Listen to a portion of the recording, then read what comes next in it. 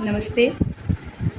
मैं हूँ डॉक्टर हितल पटेल और मैं योग एंड न्यूट्रिशन के कोच और ट्रेनर हूँ।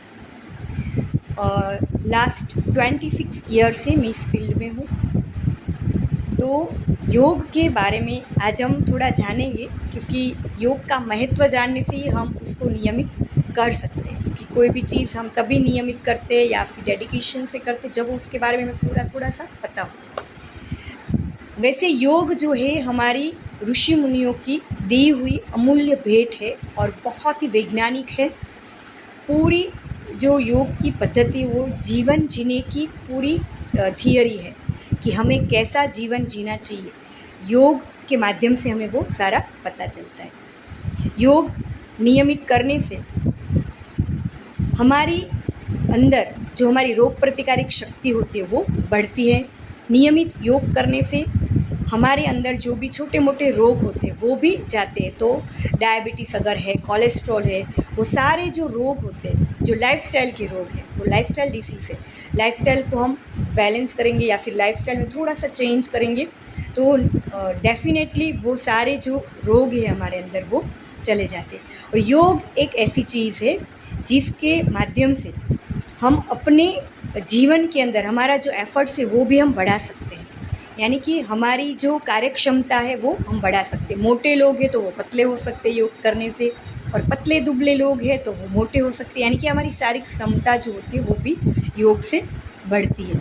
योग करने से, नियमित योग करने से हमारे अंदर अगर हमें एंजाइटी का प्रॉब्लम है, नींद नहीं आती है, या फिर हमें एलर्जिक प्रॉब्लम है, या फिर हम बार बार बीमार हो रहे हैं, यानी कि हमारी इम्यून सिस्टम जो है, रोग प्रतिकारक शक्ति अगर कम है तो वो भी नियमित योग करने से बढ़ती है।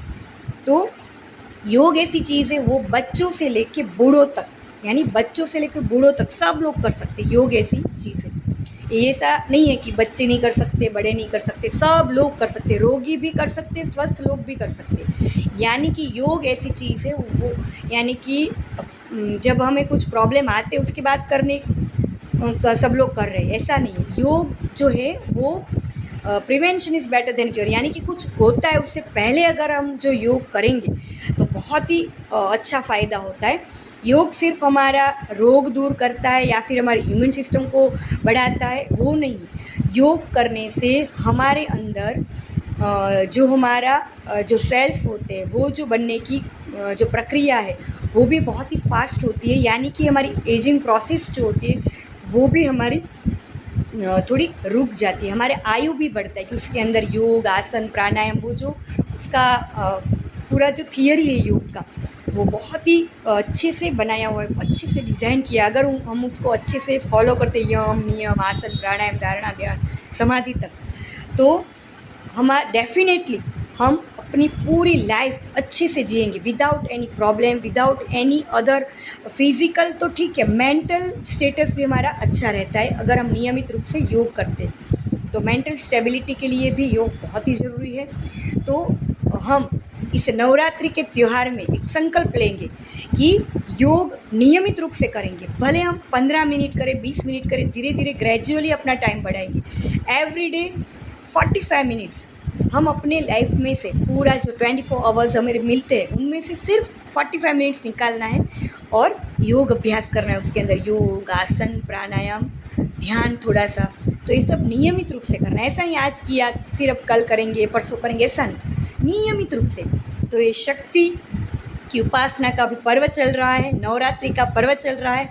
तो माँ शक्ति या दुर्गा, आपकी जो भी कुल देवी है, वो आपको शक्ति दे कि यस, आज से हम नियमित रूप से इस नवरात्रि के दिन से ही हम योग करना शुरुआत करें। और माँ शक्ति हम सबको ऐसी शक्ति दे कि हम ये जो संकल्प ले रहे हैं कि आज से हम अनुष्ठान करते हैं ना नवरात्रि के 9 दिन, तो ऐसे ही अनुष्ठान के रूप से शुरुआत कीजिए और फिर उसको अपने लाइफ के अंदर रेगुलर हम करें, ऐसा उसको अपने लाइफ के अंदर उसका एक स्थान बना लीजिए। तो हम लोग नियमित रूप से योग करेंगे। तो ऐसा आज से हम संकल्प लें नवरात्रि के दिन से। और योग का बहुत ही और भी महत्व है, आगे हम धीरे धीरे जानेंगे। नमस्ते।